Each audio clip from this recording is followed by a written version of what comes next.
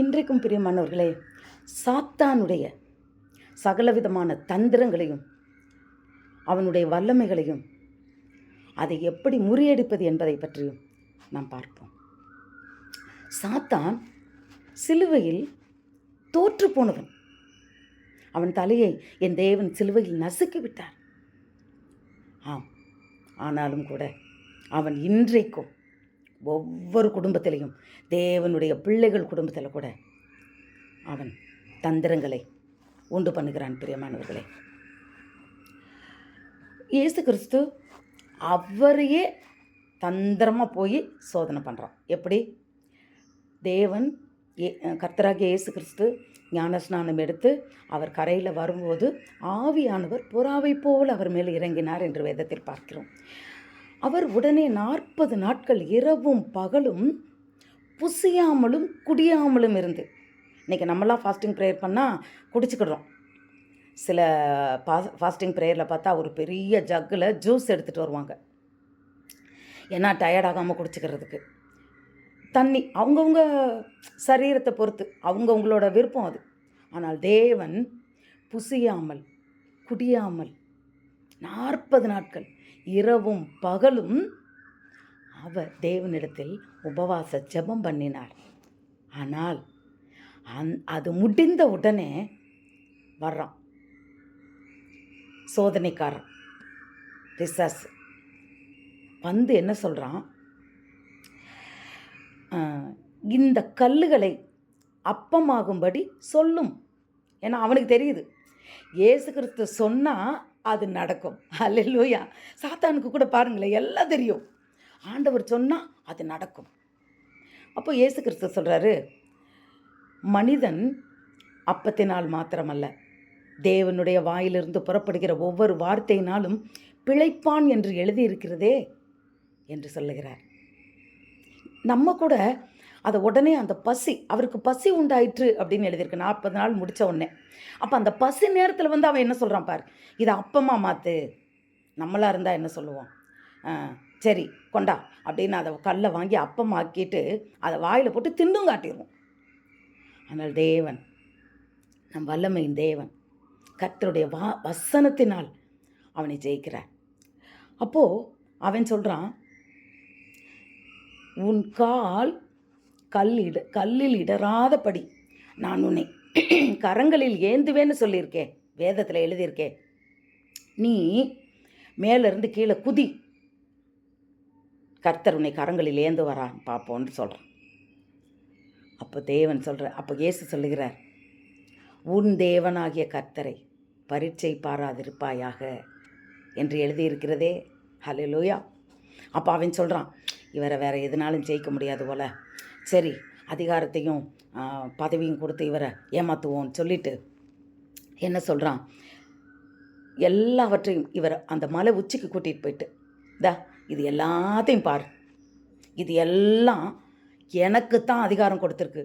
பார்த்தீங்களா பிரியமானவர்களே, பிசாசுக்கு உலகத்தில் உள்ள எல்லாவற்றையும் ஆளுகை செய்கிறதற்கு அதிகாரம் உண்டு என்று சொல்லுகிறான். இப்போ நீ சாஷ்டாங்கமாய் என் காலில் விழுந்து என்னை பணிந்துகொள், உனக்கு நான் இதெல்லாம் தர்றேன். அப்போ தேவன் சொல்லுகிறார், அப்பாலே போ சாத்தானே, உன் தேவனாகிய கர்த்தர் ஒருவரையே பணிந்து கொண்டு அவருக்கே ஆராதனை செய்வாயாக என்று எழுதியிருக்கிறதே. அந்த சொன்ன நிமிஷத்தில் பிசாசு போனவன் தான். அதோடு என்ன பண்ணுறான்? வரலை. அப்பாலே போ சாத்தானே என்று அவனை எதிர்த்து நின்று விரட்டுகிறார். ஆம்பிரியமானவர்களே, ஆனால் எப்போ கடைசியில் வர்றான்னா, தேவன் இயேசு கிறிஸ்து சிலுவையில் தொங்கும்போது வர்றான், தந்திரமாக வர்றான். அது வரைக்கும் வரல. எங்கள் ஜனங்களுக்கு ரட்சிப்பு உண்டாயிருமோன்னு பயந்துக்கிட்டு அந்த நேரத்தில் வந்து சொல்கிறான், நீ கிறிஸ்துவின் குமாரனானால் கீழே இறங்கு. அப்போ ஆண்டவர் இறங்கலை. நம்ம நிச்சயமாக இறங்கியிருப்போம். அவர் மரிக்கும் நிலையில் சிலுவையில் அவர் அலங்கோலமாய் தொங்கி கொண்டிருக்கும் போது வந்து சொல்கிறான், நீ கிறிஸ்துவே ஆனால், தேவனின் குமாரனை ஆனால் கீழே இறங்கு. ஆனால் இறங்கலை. ஏன்னா அவர் இறங்கி இருந்தால் நமக்கு இன்றைக்கு நாம் அனுபவிக்கும் அந்த ரட்சிப்பு கிடைத்திருக்காது பிரியமானவர்களே. அவர் தேவனுடைய சித்தத்தை முழுவதும் முடிக்கும்படியாய் தன்னை முற்று முடிய தன் ஆவியை பிதாவிடத்தில் ஒப்பு கொடுத்தார். அதனால்தான் நமக்கு ரட்சிப்பு கிடைத்தது. பார்த்தீங்களா? தேவனுடைய சித்தம் செய்வதை தடை செய்யும்படியாய் வந்திருக்கிறான். இன்றைக்கும் கூட அநேகர் நம் வாழ்க்கையில் நல்ல பரிசுத்தவான்களாக இருப்பாங்க, நல்ல தேவனை தேடுவாங்க, இடைவிடாமல் ஆலயத்துக்கு கரெக்டாக போவாங்க, எந்நேரம் வேதம் தான் வாசிப்பாங்க. ஆனால் கர்த்தருக்குன்னு ஊழியம் செய்ய மாட்டாங்க. ஏன் தெரியுமா? நான் என்னத்தை செய்ய போகிறேன், அதான் எல்லாரும் செய்கிறாங்கல்ல, எனக்கு அந்த தகுதி இல்லை, அதெல்லாம் என்னால் முடியாது, நான் ஜெபம் மட்டும்தான் பண்ணுவேன், என்னாலெல்லாம் ஊழியம் செய்ய முடியாதுன்னு சொல்லுவாங்க. இப்படி சாத்தானானவன் அவர்களை கட்டி வைத்திருக்கிறான், தந்திரமாக பிடிச்சி வச்சுருக்கான். அவங்க அப்படி பார்த்தா அவனுடைய கரங்களுக்குள்ளே அவங்க இருக்காங்கன்னு அர்த்தம். எல்லாம் நல்லா தான் இருக்குது. கர்த்தர் சொல்கிறாரு, மாமிசமான யாவருக்கும் கர்த்தர் நான் சொல்கிறாரு, ஊழியம் செய்வது நம்மேல் விழுந்த கடமை. நம்மளை தேவன் ஆசீர்வச்சிருக்கிறாரு. நம்மளை அவர் செட்டைகளின் கீழே மூடி கண்ணின் மணி போல பாதுகாத்துக்கிட்டு இருக்கிறாரு. நம்ம சுகமாக நம்ம என்ன செய்கிறோம், குடியிருக்கிறோம். ஆனால் தேவனுக்கென்று வைராக்கியம் பாராட்டி ஏதாவது ஒரு காரியம் செய்கிறோமா? செய்ய விட மாட்டான். சிலரை கட்டி வச்சிருக்கிறான், தந்திரம். அதிலிருந்து விடுதலை ஆகணும் பிரியமானவர்களே. அது மாத்திரம் இல்லை, குடும்பத்தில் பார்த்திங்கன்னா கணவனையும் மனைவிக்கு இடையில போராட்டங்களை கொண்டு வருவான். குடும்பத்தில் தான் முதல்ல அவனோட தந்திரம். இப்போ பிசாசினுடைய தந்திரம் குடும்பத்தை பிரிக்கணும், குடும்பத்தில் குழப்பத்தை கொண்டு வரணும், குடும்பத்தில் சமாதானத்தை கெடுக்கணும். அதை தான் கொண்டு வருமா. கணவனுக்கும் மனைவிக்கு இடையில சந்தேகத்தை உண்டு பண்ணுவான், சண்டையை உண்டு பண்ணுவான். ஆமாம் பிரியமானவர்களே, இது எல்லாமே அவனுடைய தந்திரம். நல்ல கணவர், அருமையான கேரக்டர், ஆனால் மனைவியை எப்போ பாரு திட்டிக்கிட்டே இருப்பார். ஜெபம் பண்ணால் கூட திட்டுவார். என் நேரம் நீ இதில் உட்காந்துக்கிட்டு இருந்தேன்னா வீட்டு வேலையை எப்படி பார்க்குறது, என்ன ஏதுன்னு சொல்லி இவங்களுடைய ஊழியத்துக்கும் தடையாக இருப்பார். இது கூட பிசாசின் தந்திரம் தான் பெரியமானவர்களே. ஊழியம் செய்கிறவங்களை தடுப்பான், ஊழியம் செய்யாதபடி கையில் பிடிச்சி வச்சுருப்பான், ஊழியம் செய்கிறவங்களுக்கும் தடையை கொண்டு வருவான். அது அவனுடைய பொல்லாத தந்திரம். பிசாசுக்கு எதிர்த்து நின்று ஜாக்கிரதையாக நம்மை பாதுகாத்து கொள்ள வேண்டும் பிரியமானவர்களே. பிள்ளைங்களை என்ன செய்ய மாட்டான், பெற்றோருக்கு கீழ்ப்படிய விட மாட்டான், அவன் கையிலே வச்சுப்பான். குழந்தைங்க முதற்கொண்டு அவன் கையில் வச்சுருக்கான். ஆம் பிரியமானவர்களே, பிள்ளைங்க, சிறு பிள்ளைகள் முதற்கொண்டு, அது நமக்கு தெரியாது. சாத்தான் பிள்ளைங்களை அப்படி வச்சுருக்கான்னு தெரியும். ஏன்னா வசனத்தை சொல்ல விட மாட்டான், பாட்டு பாட விட மாட்டான், சர்ச்சுக்கு போக விட மாட்டான். சில வாலிப வயது வந்த உடனே சில பிள்ளைங்களோட வாழ்க்கையை அப்படி டேர்ன் பண்ணி யூ-டர்ன் மாதிரி போட்டால் அவன் பக்கம் திருப்பிடுவான். நினைப்போம், என் பிள்ளை நல்லா தானே இருந்தான், சின்ன வயசுலலாம் சண்டே கிளாஸில் ப்ரைஸ் எல்லாம் வாங்கிட்டு வந்தானே, என் பிள்ளை எவ்வளவுலாம் வசனங்களை ஒப்பிச்சான், நல்லா இருந்தானே, திடீர்னு ஏன் இப்படி ஆச்சு? அவனுடைய தந்திரம். ஏனென்றால் அத்தனை வசனங்களையும் விதைத்து அவன் உள்ளத்தில் இருக்கும்போது அவன் இந்த நேரம் ஆண்டவருக்குள்ளே வந்துட்டா கர்த்தருக்கு பிரயோஜனம் உள்ளவனாய் மாறிடுவான் என்று சாத்தானுக்கு தெரியும். அதனால் அப்படிப்பட்டவர்களையும் அவன் என்ன செய்வான், யூ-டர்ன் போட்டு அவங்கள மாற்றி பலவிதமான இச்சைகளின் தூண்டுதலினால், ஃப்ரெண்ட்ஸ் மூலமாக, சாத்தான் தான் இப்போ கையிலே இருக்கானே, செல்லு மூலமாக, இன்டர்நெட் மூலமாக அவன் தந்திரமாக பிள்ளைகளை திசை திருப்பி விடுகிறான். ஆனாலும் தேவனுடைய சித்தம் உங்கள் பிள்ளைகள் வாழ்க்கையில் நிறைவேறாமல் போகாது பிரியமானவர்களே. அவன் வருவான், ஆனால் மேற்கொள்ள மாட்டான். இன்றைக்கும் பிள்ளைகள் மூலமாய் நீங்கள் வேதனைப்பட்டு கொண்டே இருக்கிறீர்களா?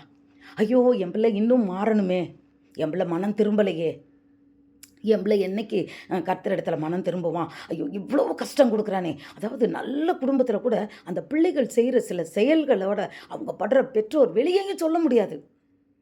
ஞாயிற்றுக்கிழமை ஆலயத்துக்கு போய் வர்றாங்க, எந்நேரம் கர்த்தருக்காக இருக்கிறாங்க, கர்த்தருக்காக எழும்பி பிரகாசிக்கிறாங்க. ஆனால் பிள்ளைங்களை இப்படி சாத்தான் கிரியை செய்யும்போது அவங்களால அதை வெளியே சொல்ல முடியாது. ஆனால் ஒரு நாள் சாத்தான் எப்படி தோற்று போனானோ அதுபோல் அவன் மேற்கொள்ள முடியாது பெரியமானவர்களே. ஏன்னா அவனை காட்டிலும் நம் தேவன் பெரியவர். அல்லேலூயா. சாத்தானுக்கு எதிர்த்து நிற்கணும். அவனுடைய தந்திரங்களை முறியடிக்கணும். தாய் உபவாசித்து ஜெபித்து தேவனிடத்தில் கண்ணீரோடு தன் பிள்ளைகளுக்காய் விண்ணப்பம் பண்ணுகிற ஒரு ஜெபத்தை கூட கர்த்தர் அற்பமாக எண்ண மாட்டார். பிரியமானவர்களே, இன்றைக்கி நிறைய ஊழியக்காரங்க இருக்கிறாங்கல்ல, அவங்கெல்லாம் அவங்களா வந்ததில்லை. பிரியமானவர்களே, அவர்களுடைய தாய்மார்களுடைய கண்ணீர். ஆம், அவங்களாம் வாலிப வயசில் நம்ம உலகத்தாரை விட மோசமாக இருப்பாங்க, உலகத்தாரை போல இருப்பாங்க, அவங்களோட மோசமாக கூட இருந்திருக்கலாம். ஆனால் தாய் வடித்த கண்ணீர், அவங்களுடைய உபவாச ஜெபம் பரலோகத்தை அசைத்து பிசாசுடைய கிரியைகளிலிருந்து அந்த பிள்ளைகளை விடுவித்து பிசாசுகளை விரட்டக்கூடிய ஊழியக்காரர்களாய் மாற்றிட்டு. ஆம், உபவாச ஜெபத்துக்கு வல்லமை உண்டு. இந்த வகை ஜாதி பிசாசு உபவாசத்தினாலும் ஜெபத்தினாலும் அன்றி புறப்பட்டு போகாது. உபவாச ஜெபம் பண்ணுனா நிச்சயமாக பிசாசு நடுங்கும். அதுபோல் தான் பிரியமானவர்களே, துதி இருக்கிற இடத்துல பிசாசு இருக்க முடியாது. ஆம், ஏன்னா துதி என்னும் சிங்காசனத்தில் வீற்றிருக்கும் தேவாதி தேவன் நாம் துதிக்கும் போதே தேவனுடைய பிரசன்னம் பரலோகத்தில் இருந்து இறங்கி வந்து நம் இடத்தையும் நம்மையும் நிரப்புகிறது. பிரியமானவர்களே, ஹல்லேலூயா. நாம் ஜெபம் பண்ணுனா நம்ம ஜெபம் பரலோகத்துக்கு தான் போகும். ஆனால் நாம் துதித்தால் தேவனுடைய பிரசன்னத்தை இங்கு நம் வீட்டுக்கு கொண்டு வரும். ஹல்லேலூயா. துதிக்கிற இடத்துல கொண்டு வரும். அவர் துதி என்னும் சிங்காசனத்தில் வீற்றிருக்கிறவர். பிசாசு எதுக்கு பயப்படுவான்? தேவனுடைய நாமத்துக்கு பயப்படுவான். அவருடைய இரத்தத்தின் வல்லமைக்கு பயப்படுவான். அதனால அவருடைய நாமத்தை உயர்த்தும் பாடல்கள் நாம் பாடும்போது அந்த வீட்டுக்குள்ளே பிசாசு வர முடியாது. நிச்சயம் துதி. நீங்கள் வேணால் பாருங்கள், தொடர்ந்து துதித்து பார்த்துட்டு ஒரு வாரம் துதிக்காமல் இருந்து பாருங்கள். வீட்டில் காரியங்களை கொஞ்சமாக மெதுவாக அவன் உள்ளே வர்றது தெரியாத மாதிரி உள்ளே வருவான். சில காரியங்கள் மாறும்.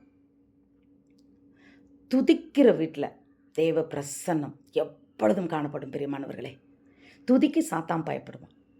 ஐயா பெர்கமன்ஸ் ஐயா ஒரு பாட்டு பாடியிருப்பார். துதி எடுத்தால் சாத்தான் ஓடுவான், முறுமுறுத்தால் திரும்பி வருவான். ஆம், துதிக்கும் போது சாத்தான் ஓடி விடுவான். இருந்தால் கூட ஓடிடுவான். அவனால் அங்கே நிற்க முடியாது. இயேசுவின் நாமத்துக்கு அவ்வளவு வல்லமை உண்டு. ஆம், அதனால் நாம் துதித்து சாத்தான் இடத்திலிருந்து நாம் ஜெயம் பெற்றுக்கொள்வோம். அவனுடைய தந்திரங்களை முறியடிப்போம். அவன் வல்லமைகளை கட்டி போடுவோம். பிரியமானவர்களே, துதி என்னும் தூபமும் தேவனுடைய பரலோகத்துக்கு நம் வீட்டிலிருந்து எப்பொழுதும் போய்கொண்டே இருக்க வேண்டும்.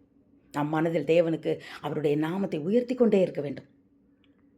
நம் குடும்பத்தில் துதி இருக்கும்போது சாத்தான் கிரியை செய்ய முடியாது. அது மாத்திரம் இல்லை பிரியமானவர்களே, சிறு குழந்தைங்க படிக்க மாட்டேன், அதாவது ஓவராக விளையாடுறதுல தள்ளுறது, ஒரு பிள்ளை மேலே அந்த அந்த குழந்தைங்களை பார்த்தாலே ஒரு வித்தியாசமாக இருக்கும். அவங்க சேட்டைகள்னு சொல்லுவாங்க. அதிகமாக சேட்டை பண்ணும் தான் குழந்தை. ஆனால் அதுவே அளவுக்கு அதிகமான சேட்டையாக இருக்கும்போது அது சாத்தானோட தந்திரம்தான். அந்த பிள்ளைங்களை நிச்சயமாய் கர்த்தருக்குள்ளே ஒப்பு கொடுத்து நாம் வேத வசனங்களை அவர்களுக்கு இருதயத்தில் எழுதி கற்றுக் கொடுத்து அவர்களை கர்த்தருடைய பிள்ளைகளாய் எப்பொழுதும் நாம் இதயத்தில் எந்த குழந்தைங்க இதயத்துக்குள்ளே வேத வசனங்கள் எழுதி நிரம்புதோ அந்த பிள்ளைங்க வாழ்க்கையை பிசாசு வரலாம், தொடலாம், ஆனால் அதை கெடுக்க முடியாது. பிரியமானவர்களே, தேவன் பாதுகாத்துக் கொள்வார். ஆம், அதனால தான் சொல்கிறேன், வசனங்கள் நம் வாழ்வுக்கு ஜெயம். தேவன் இயேசு கிறிஸ்து பிசாசை வசனத்தினால தான் ஜெயித்தார். இப்படி எழுதியிருக்கிறதே வசனங்களின் மூலமாய் தான் நம்ம சாத்தானை ஜெயிக்க முடியும். இன்றைக்கி அநேக பெற்றோர் கூட, விசுவாசிகள் கூட வேதத்துக்கு முக்கியத்துவம் கொடுக்கறதில்ல. பெரியமானவர்களே, அது இருக்கும், சர்ச்சுக்கு அழகாக எடுத்துகிட்டு போவாங்க. ஆனால் மற்ற 6 நாட்களும் அது ஏதோ ஒரு இடத்துல கிடக்கும். அநேகர் அப்படித்தான். ஏதோ ஒரு கஷ்டம் வரும்போது வேகமாக எடுத்து என்ன செய்வாங்க, வாசித்து பார்ப்பாங்க. வேதனை வரும்போது அவர்கள் வேதத்தை தேடும்போது அப்பொழுது கர்த்தர் இரக்கமாய், அவர் மனதுருங்குகிற தேவன் அல்லவா, அவர் இரக்கம் காட்டி அவர்களுக்கு விடுதலை தருகிறார். ஆம் பிரியமானவர்களே, நம் தேவன் அன்பானவர். ஹல்லேலூயா. தன் ஜீவனையே நமக்காய் கொடுத்தவர். ஆம், பிசாசனுடைய தந்திரங்கள் ஆலயத்தில் இருக்கு, ஊழியக்காரவங்க வீட்டில் இருக்கு. எப்படி? ஊழியக்காரவங்க பிள்ளைங்களை வேற பாதைக்கு கூட்டிகிட்டு போவோம். ஆலயத்துக்கு நம்ம வந்துடுவோம். ஆனால் என்ன செய்யும் தெரியுமா? அங்கே நின்று அந்த ஆராதனை செய்யறதுலாம் அது நிச்சயம் நிற்க முடியாது. தேவனுடைய வார்த்தைகள் புறப்பட்டு வரும்ல, அந்த நேரம் ஓடி வந்துடும். அது அங்கேருந்து என்ன செய்யும்? சிலரை தூங்க வச்சிரும், சிலர் காதை ஈயத்தை ஊற்றி மூடினது மாதிரி மூடி வச்சிரும். அது மண்டைக்குள்ளேயே ஏறாமல் போயிடும். இப்போது ஸ்கூலில் டீச்சரு 40 பிள்ளைங்களுக்கு பாடம் எடுக்கிறாங்க அப்படின்னு சொன்னால் சில மண்டைங்களில் பாடம் ஏறாதில்ல.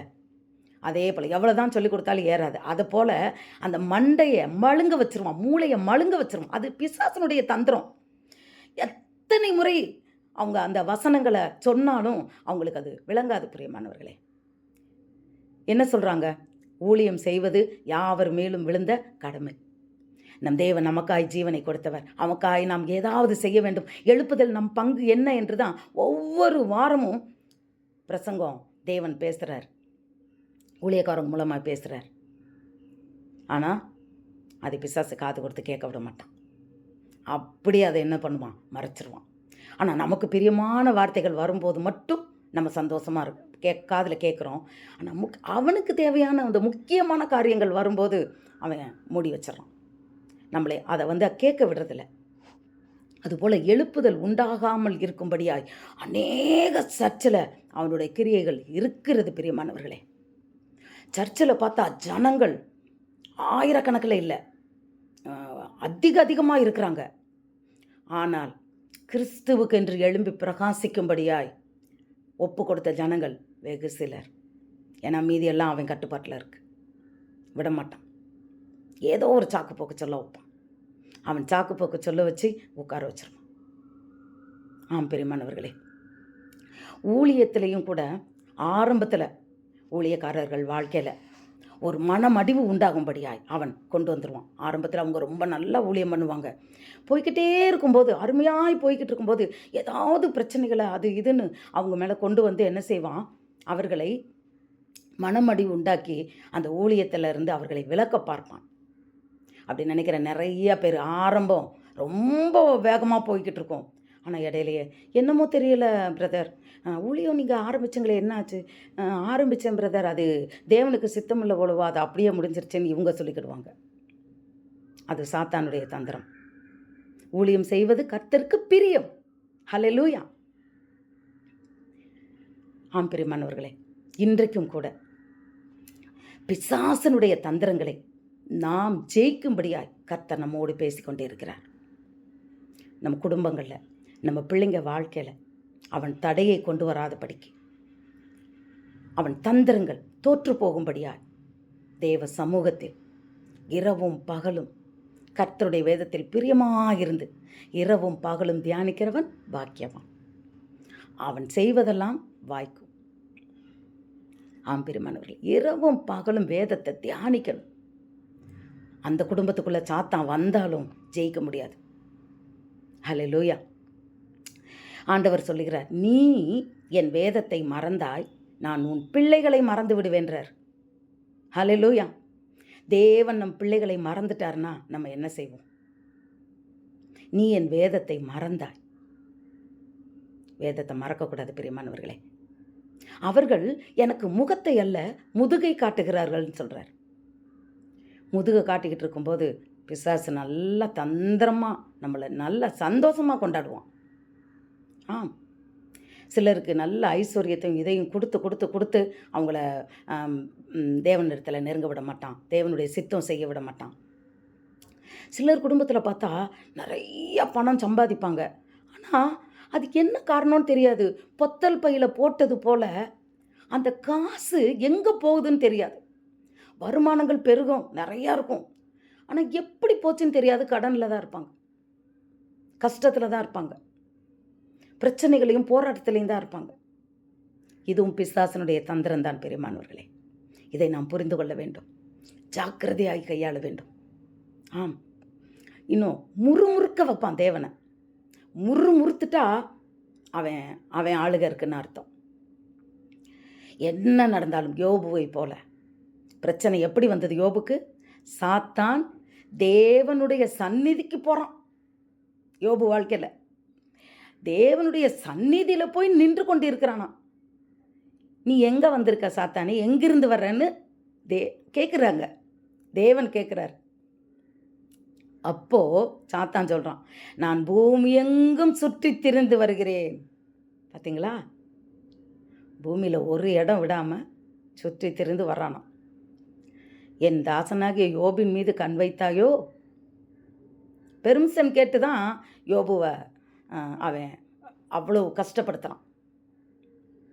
ஆனாலும் கர்த்தர் அவனை கைவிடலை. ஏன்னா ஒரு வார்த்தை கூட தேவனை குறித்து முறுமுறுக்கவில்லை. அவன் நீதிமான். நீதிமான பிசாசு ஒன்றும் செய்ய முடியாது.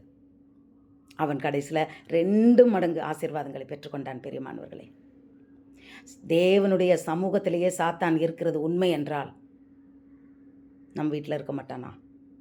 இருப்பான். தந்திரமாக இருப்பான். எந்த காரியத்தில் இருப்பான்றதை தெரிந்து கொள்வதற்கு நமக்கு ஞானம் வேணும். ஆண்டவர் போலவே பேசுவான், ஃப்ரெண்டை போல பேசுவான். அவன் தந்திரக்காரன். ஒரு நாள் நான் ஃபாஸ்டிங் ப்ரேயர் பண்ணும்போது இதே மாதிரி தான் பெரியமானவர்களே, ரொம்ப அதை எல்லா வேலையும் முடிச்சுட்டு வீடெல்லாம் கூட்டி தொடச்சி கழுவி அந்த அந்த ப்ரேயருக்கான எல்லாத்தையும் ஏற்பாடு பண்ணி பைபிள் பாட்டு புஸ்தகம் எல்லாத்தையும் எடுத்து போட்டு நான் முழங்கால் போட போகிறேன். அவ்வளோ டயர்டு.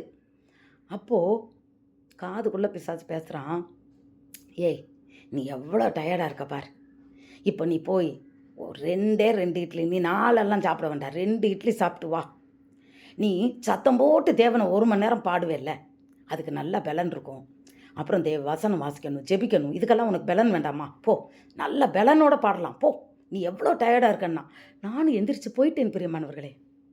அல்லேலூயா. உபவாச ஜெபம்னு உட்காந்துட்டு போயிட்டேன். போய் தட்டில் 2 இட்லி எடுத்து வைக்க போகிறேன். தட்டை எடுத்து கிட்ட போயிட்டேன். கர்த்தர் என்னோடு பேசுகிறார். மனிதன் அப்பத்தினால் மாத்திரமல்ல, தேவனுடைய வாயிலிருந்து புறப்படுகிற ஒவ்வொரு வார்த்தையினாலும் பிழைப்பான் என்று எழுதியிருக்கிறதே. அந்த சத்தம் கேட்டவுடனே நடுக்கத்தோடு இட்லியை போட்டு தட்டை மூடிட்டு இட்லியை தொடாதபடிக்கு இங்கே வந்து முழங்கால் போட்டு ஆண்டவரே நான் மன்னிச்சிருங்கன்னு சொல்லி அன்னைக்கு நான் ஆண்டவர்கிட்ட நான் ப்ரேயர் பண்ணேன். அன்றைக்கி கர்த்தர் அபிஷேகத்தில் அதிகமாக நல்ல அருமையான பாடல்களை எனக்கு கொடுத்தார். பிரியமானவர்களே, நிச்சயம் பிசாசு இதை திருடுவதற்காக தான் அன்றைக்கி வந்திருக்கான். அவன் தந்திரமாக பேசுவான். இதை செய்யாத, இப்படி செய்யின்னு சொல்லியான். அதை நாம் புரிந்து கொள்ள வேண்டும். இன்றைக்கும் பேசும்போது நமக்கு சப்போர்ட் பண்ணி பேசுகிற மாதிரி தான் பேசுவான். அவன் நமக்கு நன்மை செய்கிற மாதிரி தான் பேசுவான். ஒரு முறை நாங்கள் ஊழியத்தில் இருக்கும்போது ஒரு சகோதரியை ஜெபம் பண்ணுறதுக்காக கூட்டிகிட்டு வராங்க. அப்போ வெளியே வந்து அவங்கள பார்த்தா உடம்புல வந்து நெருப்பு பட்டு புகை அப்படி உடம்புல புகை கிளம்பிக்கிட்டு இருக்கு. பாதி உடம்புல எரிஞ்சிருக்கு. அது தாங்க முடியாத வேதனையில் இருக்குது. அப்போ ஓடி வந்து ஏமா என்னாச்சு உனக்கு, ஏமா இப்படி ஆச்சுன்னு சொல்லி கேட்குறாங்க. அப்போ சொல்லுது, நான் நல்லா தாங்க, நான் பாத்திரம் தாங்க தேய்ச்சிக்கிட்டு இருந்தேன். ஆனால் திடீர்னு என் காதில் ஒரு குரல் வந்து, நீ போய் மண்ணெண்ணெய் ஊற்றி கொளுத்திக்கோ, நெருப்பு வச்சுக்கோ, உடம்புல நெருப்பு வச்சுக்கோ, மண்ணெண்ணெய் ஊற்று, உன் மேலே போய் மண்ணெண்ணெய் ஊற்று, நெருப்பு வையின்னு என் காதுக்குள்ளே குரல் கேட்டுச்சுங்க. ஆனால் நான் இப்போ தாங்க எனக்கு அதுக்கப்புறம் தாங்க என்ன செஞ்சேன்னு புரியுதுன்னு சொல்லுது. அல்லேலூயா.